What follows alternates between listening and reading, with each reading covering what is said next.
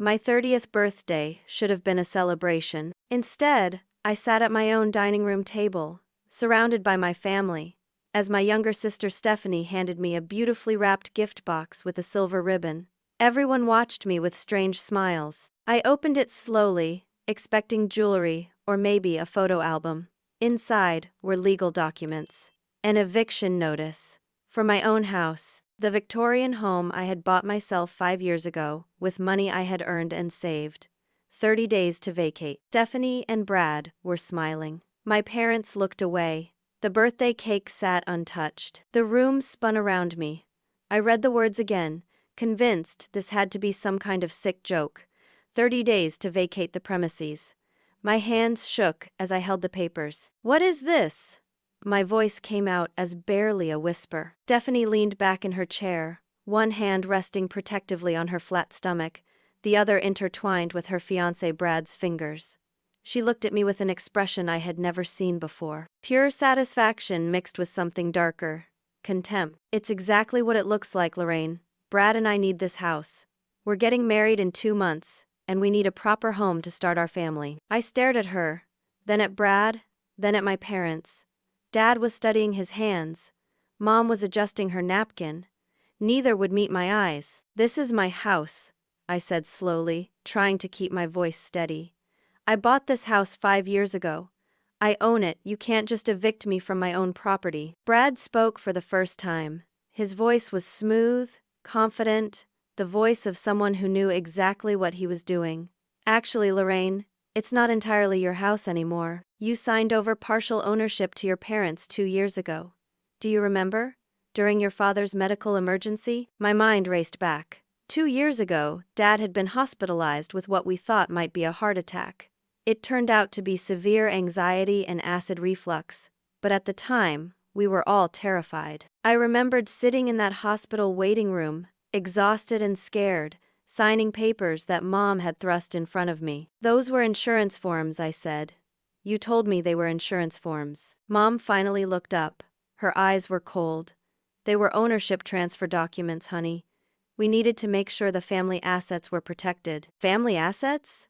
I stood up so fast my chair scraped against the hardwood floor I had refinished myself. "I bought this house with my own money. Money I earned from my graphic design business. You didn't contribute a single dollar." Stephanie laughed.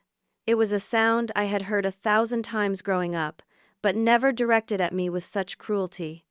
"Oh, Lorraine, always so dramatic. The truth is, you don't deserve a house this big. You're single, you're childless, and honestly, what do you need 4 bedrooms for? Brad and I are building a life together. We're going to have children. This house should go to family who will actually use it properly." "I am family," I said, hating how my voice cracked. "You're selfish family," Dad said quietly. He still wouldn't look at me. "You've always been selfish, Lorraine. Too focused on your career, your independence. You never think about what's best for the whole family." The injustice of his words hit me like a physical blow. I had been the one who paid for his hospital bills when insurance didn't cover everything. I had been the one who helped Mom when she needed car repairs she couldn't afford. I had loaned Stephanie money for college textbooks that she never paid back. "I paid for your surgery," I said to Dad. $15,000 I gave you when insurance wouldn't cover it all. "And we're very grateful," Mom said, her voice syrupy sweet. "But that doesn't change the fact that Stephanie needs this house more than you do. She's about to be married. She's going to give us grandchildren. You're 30 years old and you're still alone. What does that say about your priorities?" Brad pulled out a folder from his briefcase. I hadn't even noticed he'd brought one to my birthday dinner. "We've been consulting with my firm for the past 8 months, he said. "Everything is legal and proper. The ownership transfer your parents made gives them the right to determine occupancy. They've decided that Stephanie and I should have the house. You have 30 days to find alternative arrangements." 8 months. They had been planning this since Stephanie got engaged. While I had been working 70-hour weeks to build my business, while I had been helping my sister pick out wedding venues and bridesmaid dresses, while I had been the supportive older sister, they had been plotting to take my home. "I'm calling a lawyer," I said. "Feel free," Brad replied smoothly. "But I should warn you, legal battles are expensive. and time-consuming. The wedding is in 2 months. We need to start renovations right away to get the house ready. They all stood up then, as if on cue. Stephanie picked up her purse. Mom gathered the untouched birthday cake. Dad finally met my eyes, and I saw something there that broke my heart more than anything else that night. Pity mixed with determination. He had made his choice, and it wasn't me. "Happy birthday, Lorraine," Stephanie said as they walked toward the front door. "I do hope you find someplace nice to stay. Maybe a small apartment would suit you better anyway. Less upkeep." The door closed behind them. I stood alone in my dining room, the eviction notice crumpled in my fist, birthday candles unlit on the cake they had left behind. I sank into a chair, trying to process what had just happened. My entire family had conspired against me. My own parents had forged or tricked me into signing away part of my house. My sister, who I had helped and supported her entire life, was taking pleasure in my devastation. As I sat there in the growing darkness, something caught my eye. A folder on the floor near where Brad had been sitting. He must have dropped it when they were leaving. I picked it up with shaking hands and opened it. Inside were copies of documents I had never seen before. My signature appeared on dozens of papers. Bank statements showing transactions I had never made. Medical records claiming I had sought psychiatric treatment for instability and paranoia. Letters supposedly written by me, rambling and incoherent. Credit card statements showing reckless spending. But I recognized my signature on these documents. Or rather, I recognized versions of my signature. Slightly off. The loop of my L was different. The tail of my E was wrong. They were forgeries. Brad had been systematically forging my signature on documents for months, maybe longer, building a paper trail that painted me as mentally unstable, financially irresponsible, unfit to own property or manage my own affairs. I spread the documents across my dining room table, my birthday dinner forgotten. There were fake medical bills showing treatment I had never received, edited bank statements showing debts I had never incurred, even testimonials from people I had never met, claiming to be concerned neighbors who had witnessed my erratic behavior. Brad worked in real estate law. He had access to the system, knew how to manipulate it, understood exactly which lies to tell and which documents to forge to make his case look legitimate. They hadn't just decided to take my house. They had built an entire false history to justify it. I grabbed my phone and started taking pictures of everything. If they wanted to play legal games, I would fight back. I had evidence of their fraud now. This wasn't over, but even as I documented their crimes, a cold fear settled in my stomach. Brad was connected. He worked at a major law firm. He knew judges and lawyers and court clerks. He had been planning this for 8 months, with professional precision. And I was alone, with 30 days to save my home and my life. The next morning, I sat across from attorney Paula Hendricks in her small office downtown. I had called her first thing, explaining the situation through tears and rage. She had agreed to see me immediately. Paula was in her mid-50s, with sharp eyes and an efficient manner. She listened as I explained everything, occasionally making notes on a yellow legal pad. When I finished, I pushed the folder of documents Brad had dropped across her desk. "These are forgeries," I said. "My signature on some of these papers isn't real. And the medical records, the psychiatric evaluations, none of that ever happened. I've never been treated for mental health issues." Paula examined the documents carefully, her expression neutral. After what felt like an eternity, she looked up. "The eviction notice has procedural issues," she said. "They rushed it. That gives us grounds to challenge. And if these documents are indeed forged, which I believe they are based on the inconsistencies I'm seeing, then we can file criminal charges for fraud." Hope flared in my chest. "So I can fight this?" "Absolutely. We'll file a countersuit, demand a full investigation into the ownership transfer, and expose the forgeries. This Brad person may think he's clever, but fraud is fraud. If we can prove it, he'll face serious consequences." I left her office feeling lighter than I had in 24 hours. Paula had a plan. We would fight back in court, expose Brad's lies, and I would get my house back. That afternoon, I filed the countersuit. Paula helped me draft a detailed complaint outlining the fraudulent documents, the suspicious ownership transfer, and Brad's manipulation of the legal system. We demanded a full investigation and requested that the eviction be stayed, pending the outcome. For 3 days, I felt hope. Then, Stephanie and Brad struck back. On the 4th day, a sheriff's deputy appeared at my door with a restraining order. Stephanie had filed it, claiming I had been harassing her and Brad. The supporting documents included edited screenshots of text messages I had supposedly sent, threatening them, emails where I allegedly called Stephanie horrible names and promised to ruin her wedding, even a sworn statement from a neighbor claiming to have heard me screaming threats from my front porch. None of it was real. I hadn't contacted Stephanie since the birthday dinner. I had been focused on building my legal case, not harassing anyone. But the restraining order was real. I was required to stay at least 500 feet away from Stephanie and Brad at all times. Paula was furious when I showed her the order. "This is retaliation," she said. "They're trying to paint you as unstable to support their narrative. Can we fight it?" "Yes, but it takes time. And in the meantime, you have to comply." The harassment didn't stop there. Over the next week, 3 of my biggest graphic design clients canceled their contracts. When I called to ask why, they were evasive. One finally admitted that she had heard I was going through some personal troubles and thought it best to work with someone more stable. Someone was spreading rumors about me. Someone was systematically destroying my professional reputation. I confronted my business partner, Tyler Chen, about it. We had co-founded the graphic design company 5 years ago, and while we worked mostly independently on our own client lists, we shared the business name and some resources. Tyler was uncomfortable when I called him. "Listen, Lorraine, people are talking. I've heard some concerning things about your behavior lately. Maybe it's best if we both just focus on our own clients for a while." "What concerning things?" I demanded. "Who's talking?" But Tyler wouldn't give me names. He just said he thought some distance would be good for the business right now. I was hemorrhaging clients.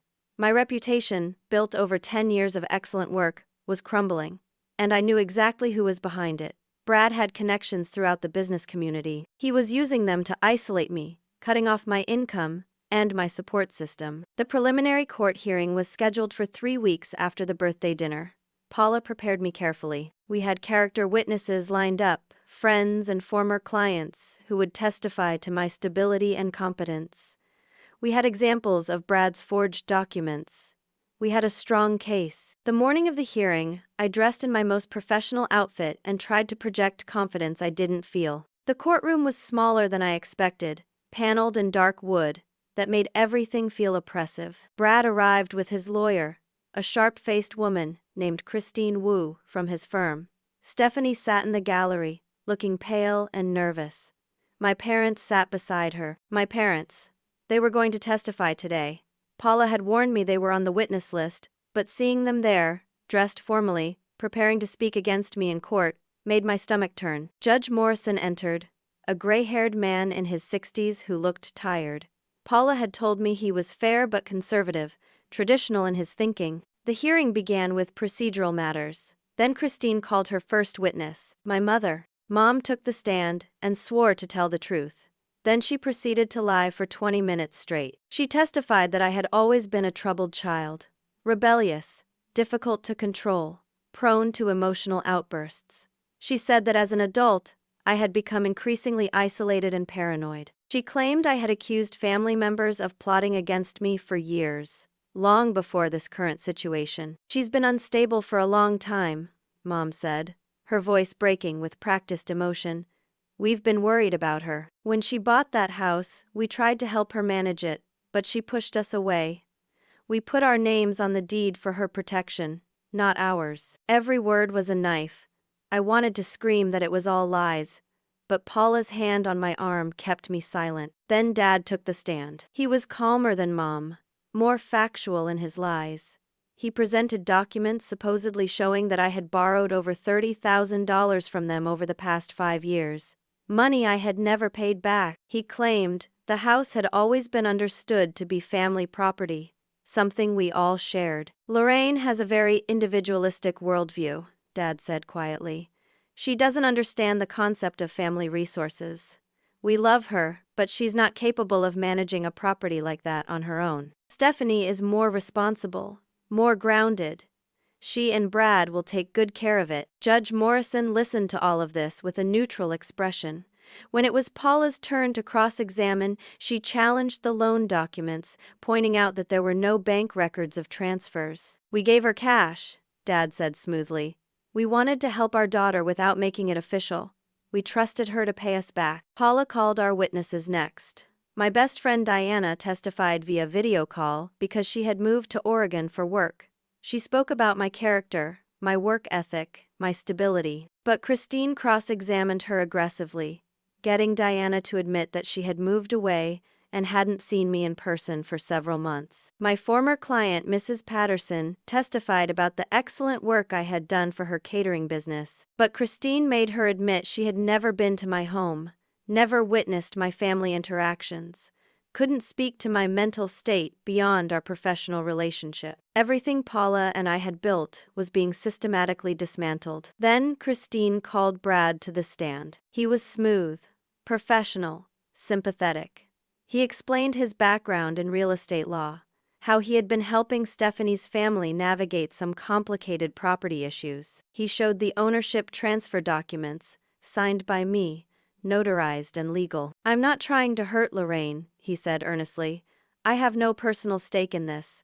But my fiancé's family has been dealing with this situation for years. They love Lorraine, but they're at their wits' end. They need to make a decision that's in everyone's best interest." Paula brought up the restraining order, suggesting it was retaliation. Brad shook his head, sadly. "Lorraine has been calling Stephanie constantly, showing up at her workplace, sending threatening messages. We didn't want to get the courts involved, but we had to protect ourselves. Stephanie is pregnant. The stress isn't good for the baby." Stephanie was pregnant. That was news to me. And from the murmur in the courtroom, it was news to others too. Judge Morrison looked at Stephanie with obvious sympathy. When it was my turn to testify, I told the truth. I explained how I had bought the house with my own money, how I had been tricked into signing the ownership transfer, how Brad had forged documents to make me look unstable. But after hours of testimony painting me as paranoid and troubled, my truth sounded like delusion. Christine cross-examined me relentlessly, bringing up every small inconsistency, making me sound defensive and irrational. The hearing lasted 6 hours. At the end, Judge Morrison announced his decision. "Based on the evidence presented, I'm ordering a full investigation into the ownership transfer and the allegations of fraud. However, in the meantime, I'm granting temporary possession of the property to the family trust pending the outcome of that investigation. Miss Lorraine Carpenter, you have 30 days to vacate the premises." The gavel came down.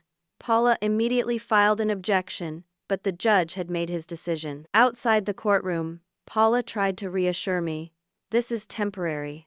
The investigation will uncover the truth. We'll appeal." But I had heard what really mattered. 30 days. I had to leave my home. That evening, I received the official paperwork. 1 month from today, sheriff's deputies would arrive to forcibly remove me, if I was still there. Stephanie, Brad, and my parents had won the first round. I sat in my living room, looking at the walls I had painted, the floors I had refinished, the garden I could see through the window that I had planted myself. Everything I had built was being taken away. And I had no idea how to stop it. 3 weeks crawled by in a nightmare. I spent every waking hour either working desperately to keep my business afloat or researching legal strategies with Paula. But the reality was crushing me from all sides. My savings were evaporating.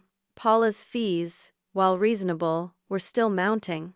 I had already spent $8,000 just on the preliminary hearing and filing fees. The full trial, if it came to that, would cost tens of thousands more. My client list had shrunk to almost nothing.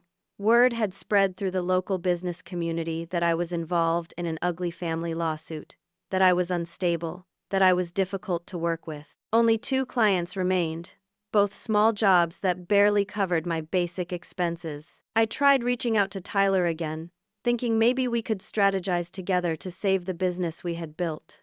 He finally agreed to meet me for coffee. "I need access to our client database," I said. and the company financial records. We need to figure out how to weather this storm together. Tyler wouldn't meet my eyes. About that, Lorraine. I've been thinking. Maybe it's time we dissolve the partnership. My coffee cup froze halfway to my lips. What? This situation you're in, it's affecting the whole business. Clients are nervous.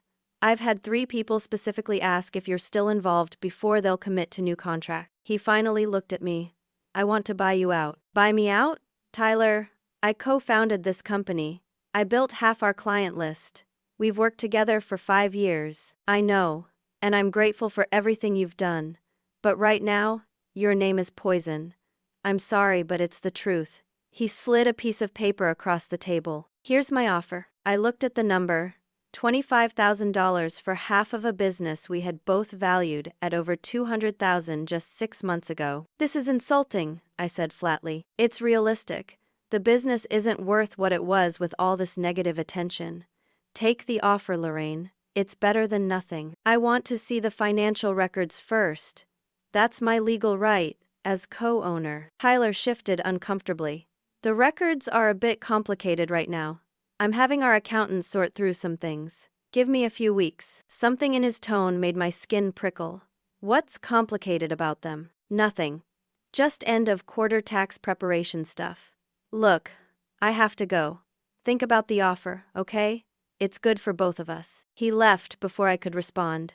I sat there with cold coffee and a sinking feeling in my stomach. That night, I logged into our business bank accounts. It was something I should have done weeks ago, but I had been so focused on the house situation that I hadn't thought about it. The accounts were nearly empty. $70,000? Gone. Our operating fund, our saved profits, everything we had built up over 5 years. I checked the transaction history with shaking hands. A series of transfers to Tyler's personal account over the past 6 weeks. 50,000, then 20,000 more, in smaller increments. He had been systematically draining the company while I was distracted. I called Paula immediately, even though it was nearly midnight. This is embezzlement, she said after I explained. Clear cut. We can file charges. Can I stop the buyout offer? Can I force him to return the money? There was a long pause. Lorraine, I need to be honest with you. Filing another lawsuit right now, while you're in the middle of the housing case, isn't strategically smart. It makes you look litigious. And more importantly, it costs money you don't have. So he just gets away with it? For now. We can revisit it after we resolve the housing situation. But your priority has to be keeping a roof over your head. But that roof was already lost. 3 days later, the 30th day arrived. Sheriff's deputies came at 9 in the morning.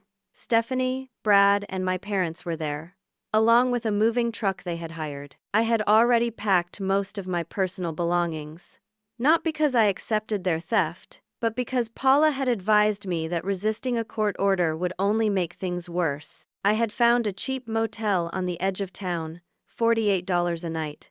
It was all I could afford. The movers walked through my house with clipboards, documenting everything. Most of the furniture was staying. Stephanie had argued in court that it had come with the house, that I hadn't brought proof of purchase. It was another lie, but proving it would have required receipts I had thrown away years ago. I watched them inventory my couch, my dining room table, my bed frame. Everything I had chosen and bought was being taken from me. Stephanie stood in the doorway of what had been my bedroom, one hand on her barely visible baby bump. I'm going to turn this into the nursery, she said. The morning light is perfect in here. I didn't respond. If I opened my mouth, I would say something that would violate the restraining order and give them more ammunition. Brad supervised the movers with clipboard efficiency. He caught my eye once and smiled slightly, a gesture that said he knew exactly what he had accomplished. My parents stood awkwardly in the living room. Dad tried to speak to me once. Lorraine, this doesn't have to be permanent. If you just apologize and work with us. Apologize for what? I couldn't help myself. For being the victim of fraud? For having my home stolen? For being selfish? Mom cut in. For putting yourself before family? Stephanie needs this house for the baby. When are you going to understand that? I looked at my mother. Really looked at her. This woman had raised me, taught me to ride a bike, helped me with homework. And now she was standing in my house, the house I had earned, and calling me selfish for not wanting to give it away. I paid for Dad's surgery, I said quietly. $15,000 when you couldn't cover it. I helped Stephanie with her college costs. I've been there for this family every time you needed me, and this is how you repay me. Mom's face hardened. We needed that surgery. We had no choice. This house, though, you have a choice. You're choosing pride over family. There was no point arguing. They had rewritten history in their minds, made themselves the victims, and me the villain. Nothing I said would change that. By noon, the movers had packed everything I was allowed to take. 27 boxes of my life, loaded into the back of my small car, and a rental trailer. The furniture I had to leave behind stayed in place, waiting for my sister to move in. I took one last walk through the empty rooms. The nursery I had planned to turn into a home office someday. The kitchen where I had taught myself to cook. The back porch where I had drunk coffee every Sunday morning. All of it, gone. The motel room was exactly as depressing as I had feared. Thin walls, stained carpet, a bed that sagged in the middle. The bathroom had rust stains in the sink and a shower head that dripped constantly. But it was $48 a night, and I had maybe $3,000 left in my bank account. I arranged my boxes along one wall and sat on the bed. This was rock bottom. No house, almost no money, no business, no family support. Just me in a cheap motel room with my life packed into boxes. My phone rang. Stefania. I almost didn't answer, but morbid curiosity made me pick up. I just wanted you to know, she said, her voice bright with false sweetness. I'm pregnant, 3 months along. That's why we needed the house so urgently. For the baby. You mentioned that in court. Did I? Oh well. I wanted to tell you directly too. You're going to be an aunt. I mean, you probably won't see the baby much, given everything that's happened, but still. I thought you should know. I closed my eyes. Why are you really calling, Stephanie? I just thought you'd want to know something else too. Brad and we're not actually planning to live in the house long term. Once we fix it up a bit, we're selling it. The property is worth $400,000 now with the renovations you did. We figure we'll get at least that much, maybe more. That money will be a nice nest egg for the baby. My hand tightened on the phone. You're stealing my house to sell it? We're not stealing anything. It's legally ours now. Well, Mom and Dad's technically, but they're signing it over to us as a wedding gift. Everything is official and legal. She paused. Oh, and Lorraine? Mom wanted me to tell you that you should be happy for me. You should want what's best for your little sister. That's what family does. She hung up before I could respond. I sat in that motel room as the sun set through the thin curtains, and for the first time since this nightmare began, I cried. Really cried. The kind of crying that comes from loss and betrayal so deep, it physically hurts. Everything was gone. My home, my business, my family, my reputation, and Stephanie's baby, my parents' first grandchild, had been the final weapon they used to justify taking it all. I had never felt so alone. 2 weeks in the motel, 14 days of thin walls, loud neighbors, and slowly depleting funds. I had set up a makeshift office in the corner of the room, my laptop balanced on a wobbly desk. I was trying to salvage what remained of my freelance career, but clients were scarce. Tyler still hadn't responded to my demands to see the financial records. He was avoiding me, and I knew why. He had stolen $70,000 and was hoping I was too beaten down to fight. He was wrong. I called him 17 times over those 2 weeks. Finally, he answered. What, Lorraine? I want to see the company records. Today. This isn't optional, Tyler. I'm part owner of that business. He sighed, and I could hear the frustration in it. Fine. Meet me at the coffee shop on Main Street, 3 o'clock. He was already there when I arrived, sitting at a corner table with his laptop and a folder. He looked nervous, which satisfied some small, vindictive part of me. Here's what I'm offering, he said, before I could even sit down. $30,000 for your half of the business. That's my final number. It was $5,000 more than his first insultingly low offer, but still a fraction of what my share was worth. I want to see the financial records first. Then we'll talk about buyouts. Tyler's jaw tightened. The records are complicated right now. Show me. He opened his laptop reluctantly and pulled up the business accounts. I leaned over to look at the screen, my stomach already knotting with suspicion. The accounts showed exactly what I had discovered on my own. $70,000. Gone. Transferred to Tyler's personal account over the past 6 weeks. Where's the money, Tyler? I was consolidating funds. It's standard business practice. Consolidating to your personal account? That's embezzlement. His face flushed. It's my money too. I built that business as much as you did. So did I. That's why it's called embezzlement, when you take it without my consent. I pulled out my phone and showed him screenshots I had taken of the transactions. I have proof. I can file charges today. Tyler's nervousness morphed into something uglier, defensiveness mixed with anger. You want to know the truth, Lorraine? Fine. Brad approached me 6 weeks ago. He offered me a deal. If I helped him by backing away from you, by letting your reputation tank without defending you, he would introduce me to his contacts. Real estate developers, marketing firms, big money clients. He said you were going down anyway, and I could either go down with you or save myself and the business. The betrayal cut deeper than I expected. Tyler and I had been partners for 5 years. We had built something together from nothing, and he had sold me out for networking opportunities. You destroyed my reputation. You stole my money. You turned clients against me. For what? Some promises from Brad? They weren't just promises. He already got me 2 contracts, $50,000 worth of work. Tyler closed his laptop. I'm not the bad guy here, Lorraine. You're the one with the messy family situation. You're the one dragging everyone down with you. I'm just trying to survive. By stealing from me. By protecting what's mine. Look, take the $30,000. Walk away. You're not going to win this. Brad has connections you can't imagine. He already destroyed your housing case. What makes you think you can fight him and win? I stared at my former partner, this person I had trusted. Did Brad tell you his plan?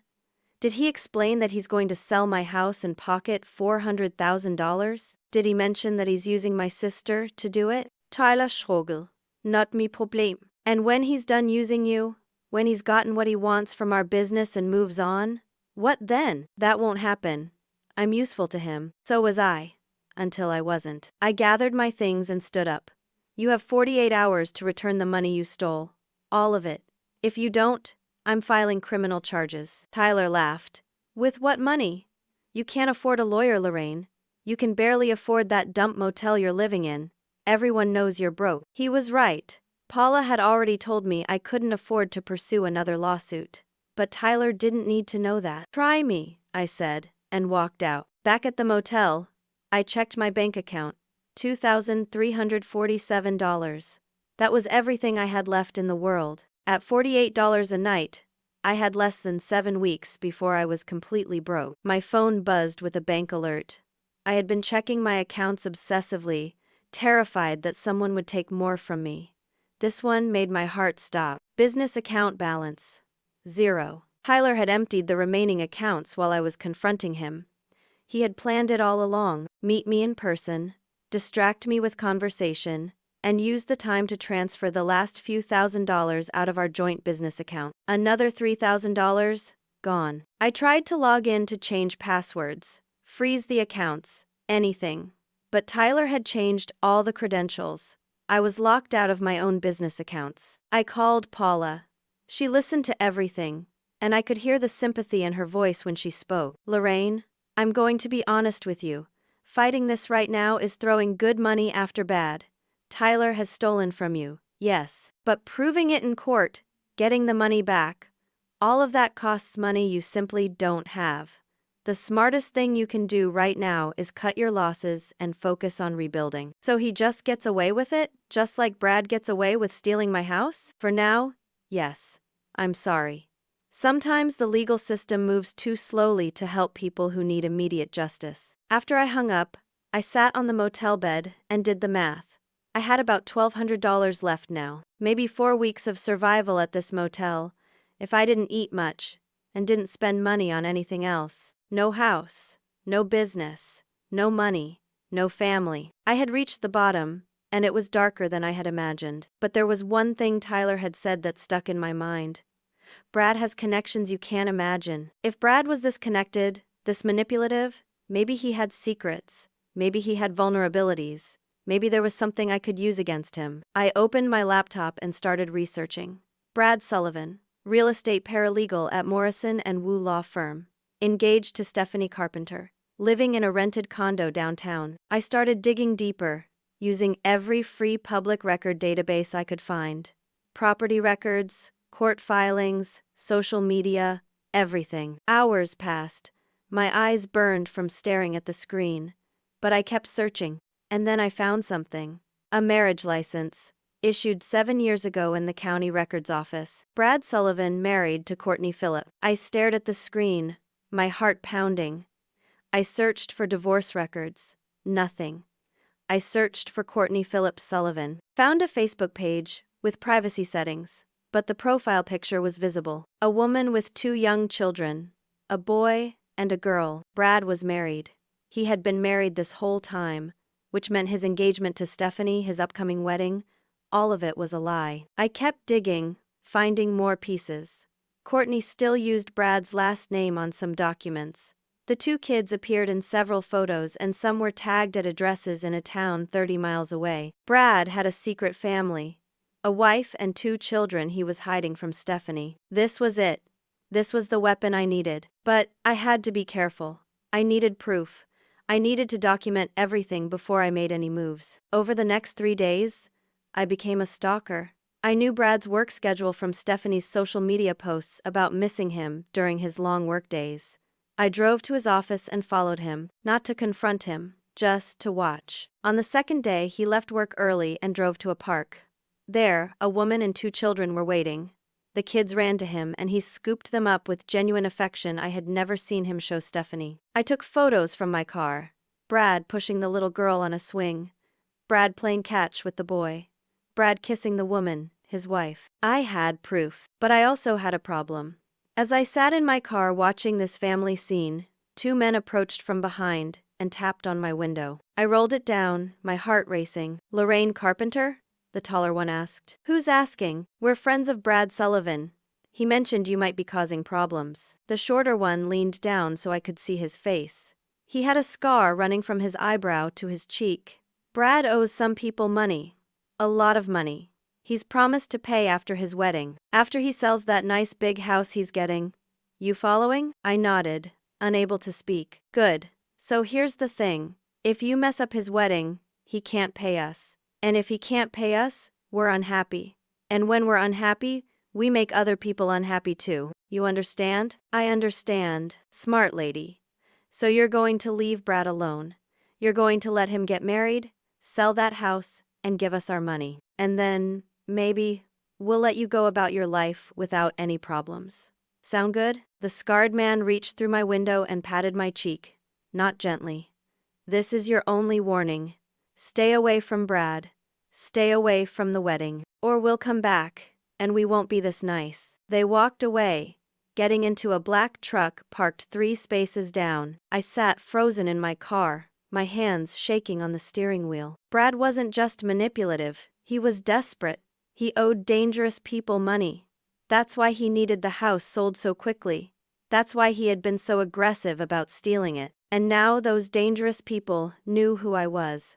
They knew where to find me. They had just threatened me. I drove back to the motel faster than I should have, checking my rearview mirror constantly to make sure I wasn't being followed. In my room, I locked the door and pushed a chair against it. My phone showed a text from an unknown number. "We know where you live. Remember what we said." There was a photo attached. My motel room door, taken from outside just minutes ago. They had followed me. They knew exactly where I was. I sank onto the bed, the evidence of Brad's secret family still on my phone, but now I was too terrified to use it. The wedding was in 6 days. I spent the next day paralyzed by fear. Every sound outside my motel room made me jump. Every car that drove through the parking lot might be them coming back. But as the hours passed and nothing happened, my fear slowly transformed into something else. Anger. Brad owed money to loan sharks, dangerous people who threatened violence to get what they wanted. He was using my house, my home that I had worked for and earned, to pay off his gambling debts or whatever hole he had dug himself into. And he had manipulated my entire family to do it. I needed to know more. I needed to understand exactly what kind of person Brad really was. The next morning, I drove back to that park where I had seen Brad with his family. I waited for 3 hours until the woman, Courtney, showed up with the 2 kids. I watched her for a while, building up courage. Finally, as she was getting ready to leave, I approached her. "Courtney Sullivan?" She looked up, immediately wary. "Who are you?" "My name is Lorraine Carpenter. I need to talk to you about Brad." Her face went pale. "Did he send you?" "No. I'm actually here because Brad is engaged to my sister. They're getting married in 5 days." Courtney stared at me. The little girl, maybe 6 years old, tugged at her mother's hand. "Mommy, who is that?" "Go play on the swings, sweetie. Mommy needs to talk to this lady." Once the kids were out of earshot, Courtney turned back to me. "He's getting married? You didn't know?" She laughed bitterly. "Brad tells me a lot of things. Most of them are lies. But married? That's a new level, even for him." We sat on a park bench while the kids played. Courtney told me her story. She and Brad had married 7 years ago when she was 23 and he was 25. He had seemed ambitious, driven. They had 2 kids quickly. But over the years, Brad changed. "He started gambling," Courtney said, watching her children. "First, just weekends at casinos. Then, every night online. Poker, sports betting, anything he could find.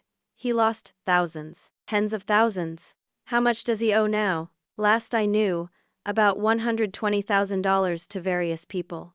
Some of them are very bad people. The kind who don't take no for an answer." She looked at me. "He's been gone more and more lately. Tells me he's working late, working on big cases." I should have known he was lying. I showed her photos from Stephanie's social media. Stephanie and Brad at fancy restaurants. Stephanie showing off her engagement ring. Stephanie posting about wedding plans. Courtney's hands shook as she scrolled through the photos. "He bought her a ring? He told me we couldn't afford to fix our broken heater." "He's stealing my house," I said. "The house he's planning to live in with Stephanie. He actually manipulated my family to take it from me. He forged documents and destroyed my reputation to do it. And I just found out he's planning to sell it immediately to pay off his debts." Courtney closed her eyes. "That sounds like Brad. He's always got an angle, always using someone." "He's using you too." "I know. I've been trying to leave him for 2 years, but I don't have any money. My parents are gone. I work part-time at a grocery store. I can barely afford our apartment and childcare as it is." We talked for another hour. Courtney gave me copies of their marriage certificate, bank statements showing Brad's gambling losses, and screenshots of threatening messages Brad had received from the people he owed money to. "What are you going to do with this?" she asked. "Stop the wedding. Expose him. Get my house back. They'll hurt you. Those men he owes money to, they're dangerous. They already threatened me. Yesterday." I showed her the text message with the photo of my motel room door. Courtney's face hardened. "He told them about you? He's putting you in danger to save himself?" "That's exactly what he's doing." "Then let me help you. I want to see him exposed. I want everyone to know what he really is." We exchanged phone numbers and made a plan. Courtney agreed to come to the wedding with documentation of their marriage. She would confront Brad in front of everyone, reveal that he had been lying to Stephanie about everything. Over the next 3 days, I prepared. I gathered every piece of evidence I had. The forged documents Brad had dropped at my birthday dinner. Proof of his manipulation of my family. Screenshots of the fraudulent medical records claiming I was mentally unstable. Documentation from Courtney showing he was already married. Bank statements showing his massive gambling debts. I contacted Detective Thomas Harris at the local police department and laid out the entire case. Fraud, forgery, bigamy. Detective Harris listened to everything and reviewed my evidence. "This is substantial," he said. "If you can prove all of this, Brad Sullivan is looking at serious prison time. Can you have officers at the wedding, in case things get violent?" "If you're concerned about safety, yes. We can have plainclothes officers nearby." The wedding was set for Saturday afternoon at an expensive country club. Stephanie had been posting about it constantly on social media. 200 guests, live band, catered dinner, open bar, all paid for by my parents, who were spending money they claimed not to have to give Stephanie the wedding of her dreams. 2 days before the wedding, disaster struck. I was in my motel room, organizing the final evidence when I heard my door handle jiggle. then a loud crash as someone kicked it open. The two men from the park, the loan sharks, burst in. The shorter one with the scar grabbed my laptop off the desk and smashed it on the floor. "We told you to stay away," he snarled. The taller one grabbed my phone from my hand and threw it against the wall. It shattered. They tore through my room, destroying everything. Ripped up my documents, smashed my tablet, even slashed the tires on my car in the parking lot. "This is your last warning. Stay away from that wedding. We'll be watching." They left me sitting on the floor, surrounded by destroyed evidence and broken technology. I spent 2 hours crying before I pulled myself together. Everything was gone. My laptop with all the evidence files, my phone with the photos, my printed documents torn to pieces. But I still had Courtney, and I had sent copies of everything to Detective Harris. I borrowed a phone from the motel front desk and called Courtney. "They destroyed everything," I said. "I still have my copies. And I'm still coming to the wedding. They'll hurt you too. Let them try. I've been scared of Brad and his debts for years. I'm done being scared." I called Detective Harris next. "Can you increase police presence at the wedding? Brad's loan sharks are threatening violence. We'll have 4 officers there, 2 in plainclothes inside the venue, and 2 in uniform nearby. If anything happens, we'll be ready." The day before the wedding, Diana called me from Oregon. She had heard bits and pieces of what was happening through mutual friends. "I'm flying back," she said. "You need someone in your corner." "Diana, you don't have to." "Shut up. I'm already at the airport. I'll be there tonight." That evening, Diana arrived at my motel with a rental car, a new phone for me, and a determination that made me cry with gratitude. "Tell me the plan," she said. I explained everything. The evidence, Courtney's role, the police presence, the timing. We would wait until the ceremony, until the officiant asked if anyone objected. Then we would expose everything in front of everyone. "They'll try to stop us," Diana said. "I know. That's why we need to be smart about it." The morning of the wedding, I woke up terrified. My hands shook as I got dressed in the nicest outfit I still owned. Diana helped me organize the remaining evidence on her laptop. Courtney called at 10 in the morning. "I'm scared," she admitted. "Me too, but we're doing this together. My kids are with a babysitter. I told them I had an important meeting. When this is over, when Brad is exposed and arrested, maybe we can finally have a real life." "You will, I promise." We drove to the country club at noon. The wedding was scheduled for 2 o'clock. Diana parked at the back of the lot, away from the main entrance. "Security will be looking for you," she said. Brad and Stephanie made sure of that. She was right. I could see 2 security guards at the main entrance, and one of them had a photo he kept checking. Probably my photo. "There's a catering entrance on the side," I said. I noticed it on their social media posts. We waited until 1:30, when the catering staff was busy with final preparations. Diana created a diversion, pretending to trip and fall near the front entrance, drawing the security guards' attention. While they were helping her, I slipped through the side entrance and hid in a storage room near the main event space. I texted Courtney and Detective Harris our positions. Everything was ready. At 1:50, I heard the music start. The processional. The wedding was beginning. I texted Stephanie one last message, knowing she wouldn't see it until after everything was over. "You chose the wrong sister to betray. You should have trusted me instead of trusting him." Then I turned off the phone and waited for my moment. The ceremony music drifted through the walls of the storage room where I hid. I could hear the murmur of 200 guests settling into their seats, the rustle of expensive fabric, the clink of champagne glasses. My heart hammered so hard, I thought everyone must be able to hear it. Diana was somewhere in the crowd. She had managed to get inside by claiming to be a guest of my parents. She was my eyes and ears, texting me updates on a burner phone she had bought that morning. Processional starting. Bridesmaids walking. "Stephanie looks beautiful. Brad looks nervous. Your parents are in the front row crying. This is going to be satisfying." I checked my own phone. Courtney was in the parking lot with Detective Harris and 2 officers. They were waiting for my signal. The music changed. Stephanie's entrance. I imagined her walking down the aisle in the expensive white dress she had posted photos of online. My parents would be standing now, watching their youngest daughter marry the man they thought was respectable and successful. They had no idea what was coming. The ceremony began. through the walls, I could barely hear the officiant's voice. Traditional vows, I assumed. Love and honor and cherish, till death do us part. All lies.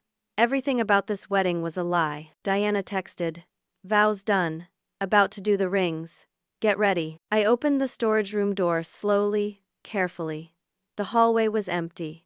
Everyone was in the main room watching the ceremony. I could hear the officiant more clearly now. "If anyone has reason why these two should not be married, speak now or forever hold your peace." That was my cue. I walked into the ballroom. 200 faces turned toward me. The shock registered in waves. Gasps, whispers, someone dropping a champagne glass that shattered on the marble floor. Stephanie's face went white. Brad's went red. "I object," I said clearly, my voice carrying across the space. "I object because the groom is already married." Chaos erupted. Stephanie screamed at security. Brad grabbed her arm, trying to pull her away.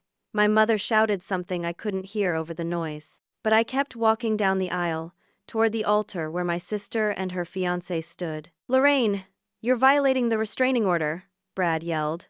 "Security, remove her now." 2 security guards moved toward me, but Diana stepped into their path. "Let her speak," Diana said loudly. "Don't you want to hear why she's objecting?" The officiant, a confused-looking elderly man, held up his hands. "Perhaps we should take a moment." "There's nothing to hear," Stephanie shrieked. "She's insane. She's been harassing us for weeks. Get her out." "I'm not harassing you," I said, my voice steady now. "I'm saving you from making the biggest mistake of your life. Brad Sullivan is already married. His wife's name is Courtney. They have 2 children together, a 6-year-old daughter and a 4-year-old son." Brad's confident facade cracked. "That's a lie. She's delusional. Everyone knows she's been mentally unstable." "Then how do I know your wife's name? How do I know about your kids?" I pulled out my phone and projected photos on the venue's screen.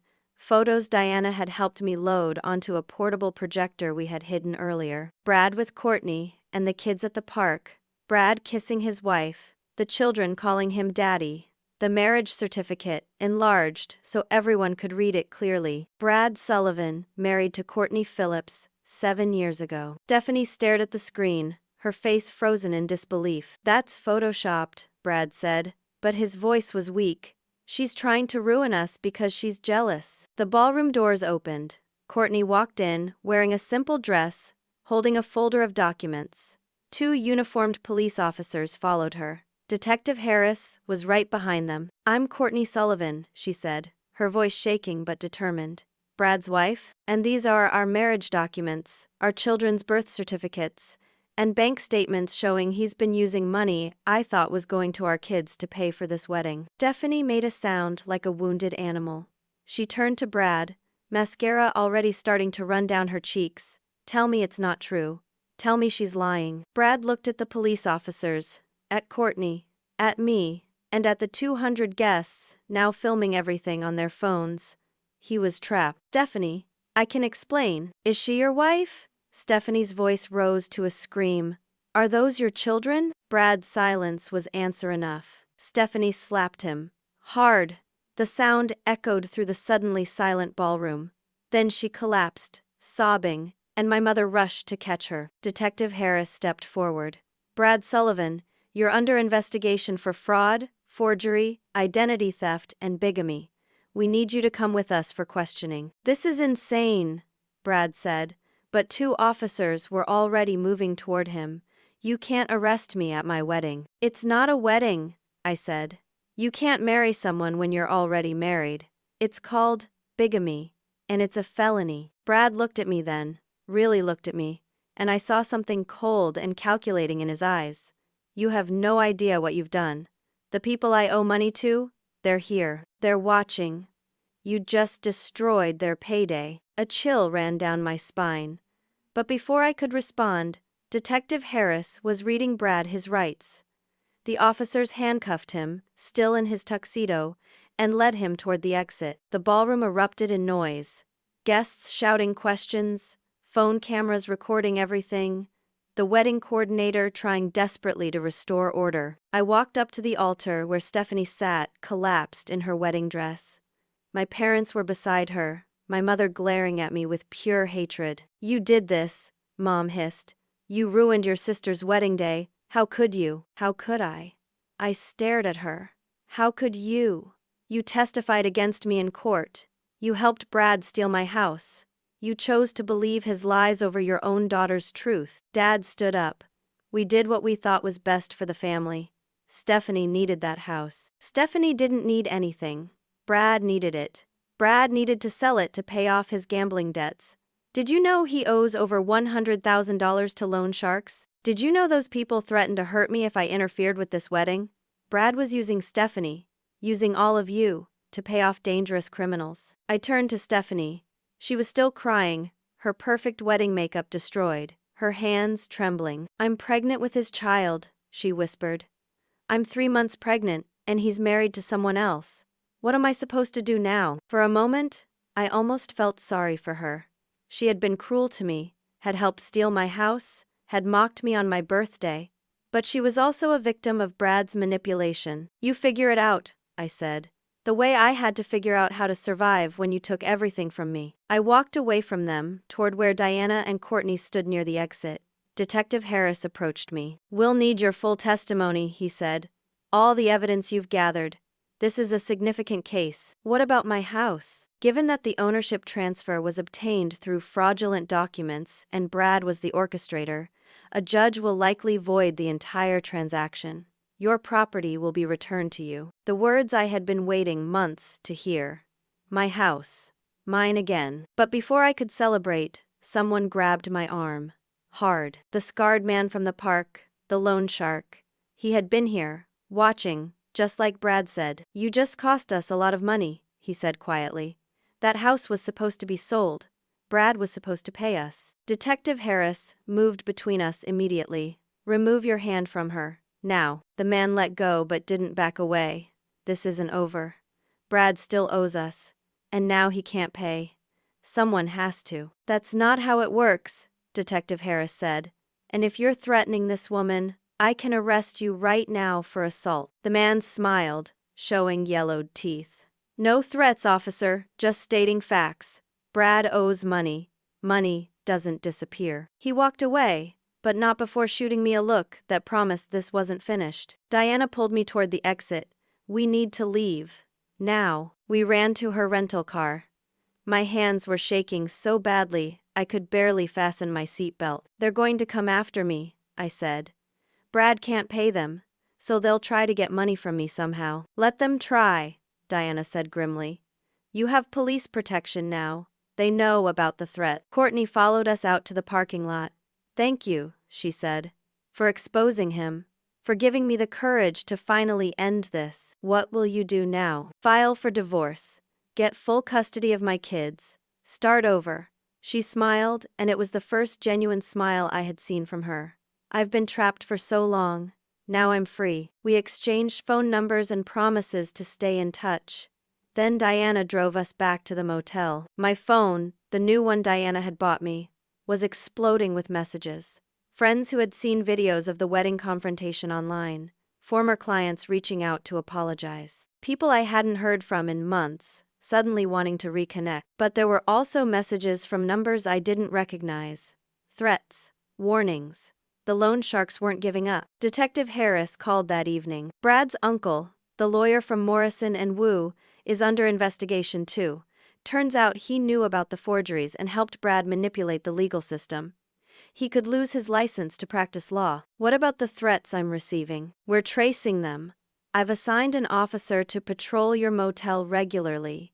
And Brad has given us names in exchange for a plea deal. The people threatening you will be picked up soon." "How soon?" "Working on it. In the meantime, be careful. Don't go anywhere alone. Stay in public places." That night, I barely slept.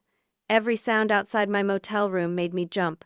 Diana insisted on sleeping on the floor beside my bed, refusing to leave me alone. At 3 a.m, my phone rang. Unknown number. "Lorraine Carpenter? Who is this?" "My name is Christine Wu. I'm Brad Sullivan's former attorney. I need to speak with you about your case." "It's 3 a.m, I know. I apologize. But this is urgent. Brad's documents, the ones he used to steal your house, Some of them were prepared by my firm. I didn't know they were fraudulent at the time, but now that the truth is out, I need to make things right. I'm offering to represent you pro bono, to recover your property and clear your name." I sat up in bed, wide awake now. Why would you do that? Because Brad made my firm complicit in his crimes. We could lose everything. But more than that, what he did to you was wrong. I saw the evidence today. I saw what he orchestrated. You deserve justice. And I can help you get it faster than a public defender or overworked detective. What's the catch? No catch. Just let me fix what my firm's involvement broke. We have resources, connections, leverage. We can get your house back within days instead of months. I looked at Diana, who had woken up when the phone rang. She nodded. "Okay," I said. "Let's meet tomorrow morning. 10 o'clock at my office. And Lorraine? Bring everything, every document, every piece of evidence. We're going to bury him so deep he never sees daylight again." I hung up and looked at Diana. "This could be real," she said. "Or it could be another trap. Either way, I'm going. I'm done hiding. I'm done being afraid. It's time to take back everything they stole from me." The next morning would bring either my final victory or my complete destruction. Sunday morning. The day after the wedding that wasn't. I met Christine Wu in her office at Morrison & Wu Law Firm, the same firm where Brad had worked as a paralegal. The office was all glass and steel, expensive art on the walls, the kind of place that screamed money and power. Christine was in her early 40s, impeccably dressed, with the sharp eyes of someone who didn't miss details. "Brad Sullivan is going to prison," she said without preamble. "The question is, for how long? And what we can recover for you before he does." Diana and I sat across from her, at a massive conference table. I spread out every piece of evidence I still had, everything the loan sharks hadn't destroyed. Christine reviewed it all with the precision of a surgeon. After an hour, she looked up. "This is comprehensive. With what Brad's wife provided and the evidence Detective Harris collected, we have enough to not only void the property transfer but also pursue criminal charges against everyone involved, including your parents." My parents? Despite everything, the thought of them in legal trouble made my stomach turn. They testified under oath with false information. That's perjury. They also benefited from property obtained through fraud. Depending on how deep their involvement goes, they could face charges too. I thought about Mom and Dad, about how they had chosen Stephanie over me without question, how they had stood in that courtroom and lied. "What do you recommend?" "We move fast and hard. File an emergency motion to restore your property rights immediately. Brad is in custody, which means he can't interfere. His uncle is being investigated, which means the firm's protection is gone.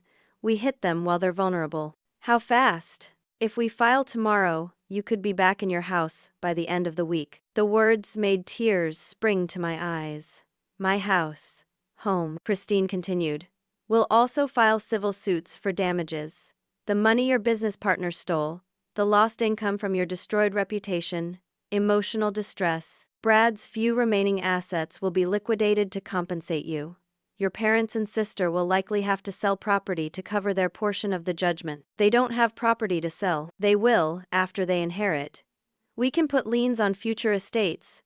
One way or another, they'll pay for what they did." Over the next 3 days, Christine moved like a force of nature. Emergency motions filed, judges contacted, evidence submitted.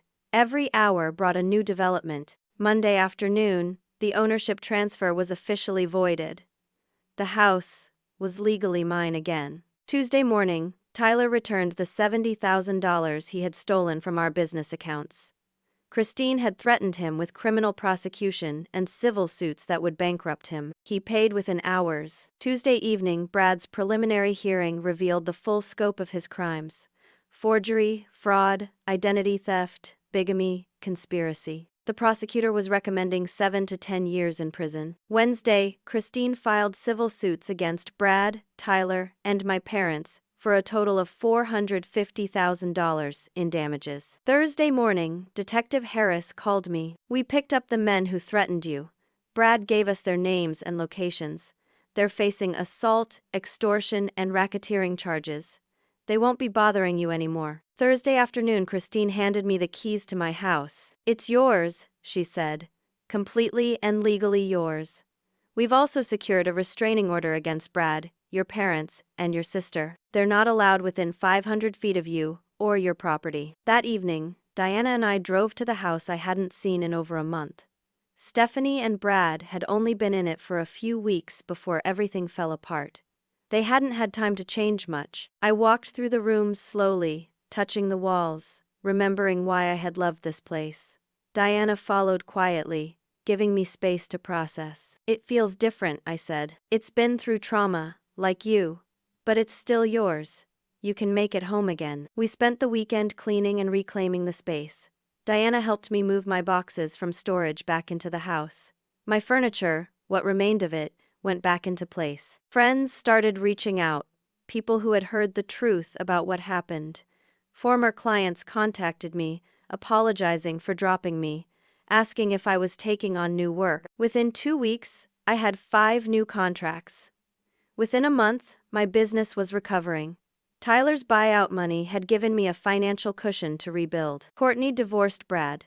She got full custody of their children and a significant portion of his few remaining assets. We stayed in touch, 2 women who had survived the same manipulative man. 6 weeks after the failed wedding, I got a letter in the mail.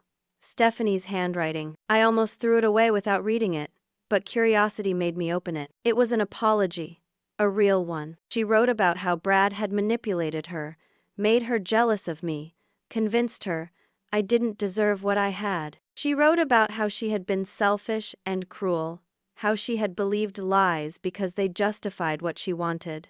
She wrote about the baby, how she was raising it alone now, how scared she was. She didn't ask for forgiveness. She just wanted me to know she understood what she had done was wrong. I read the letter 3 times. Part of me wanted to tear it up, to never think about her again. But another part remembered growing up with her. Remembered when we were close before jealousy and Brad's manipulation drove us apart. I didn't respond immediately. I needed time to process, to heal. 3 months after the wedding, I met with my parents. They had requested the meeting through Christine, promising they just wanted to talk. We met at a neutral location, a coffee shop downtown. They looked older than I remembered, worn down by everything that had happened. "We were wrong," Dad said. "No excuses, no justifications. Just that simple statement," Mom cried. "We chose wrong. We trusted the wrong person. We hurt you when we should have protected you. I don't know how to fix it." "You can't fix it," I said quietly. "Some things can't be fixed, just lived with." "Do you hate us?" Mom asked. I thought about it honestly. "No, but I don't trust you, and I'm not sure I ever will again. You stood in a courtroom and lied about me. You testified under oath that I was unstable and troubled. You watched me lose everything, and you smiled. That's not something I can just forget." "Can we earn your trust back?" Dad asked. "Maybe. Someday. But not today. Today, I just need to focus on rebuilding my life without you in it." It hurt to say, hurt to see their faces crumble. But it was the truth. They had made choices, and choices have consequences. I left that meeting feeling lighter somehow. I had set boundaries. I had been honest. I didn't owe them forgiveness just because they were family. 6 months after the wedding, Brad was sentenced to 8 years in prison. He would serve at least 6 with good behavior. Courtney and I attended the sentencing together. As they led him away in handcuffs, he looked at us one last time. There was no remorse in his eyes, just anger that he had been caught. "He never thought he'd face consequences," Courtney said. "He thought he was smarter than everyone." "He was wrong," I said. Tyler lost his business license and filed for bankruptcy. The investigation revealed he had been embezzling from other clients too, not just me. He faced criminal charges that would keep him in legal trouble for years. My graphic design business flourished. Without Tyler dragging it down, without my family's drama consuming my time and energy, I was able to focus on what I did best. Within a year, I had more clients than I could handle. I hired 2 assistants and started turning away work. Diana moved back to town permanently. She became my roommate, my business partner, and my closest friend. The house that had once represented my isolation became a place full of laughter and life. I redecorated the room Stephanie had planned to turn into a nursery, made it into my studio with huge windows and perfect light. Every time I worked in there, I remembered what I had fought for and won. 18 months after the birthday that started it all, I got another letter from Stephanie, this time with a photo of her baby, a beautiful little girl with dark curls. The letter was shorter this time. She wrote that she named the baby Grace, hoping for grace in her own life. She wrote that she was working as a waitress, living with our parents, trying to figure out single motherhood. She wrote that she understood if I never wanted to see her again, but she hoped one day I might meet her daughter. I looked at the photo for a long time. The baby was innocent in all of this. She didn't ask to be born into this complicated, damaged family. I wrote back, not a long letter, just a short note. I'm glad you're doing okay. I'm glad the baby is healthy. Maybe someday we can talk. But not yet. I need more time. It wasn't forgiveness, but it wasn't complete rejection either. It was a door left slightly open, not for them to rush through, but to show that healing was possible, eventually. I learned so much through this nightmare. I learned that family isn't automatically sacred. Blood doesn't excuse betrayal.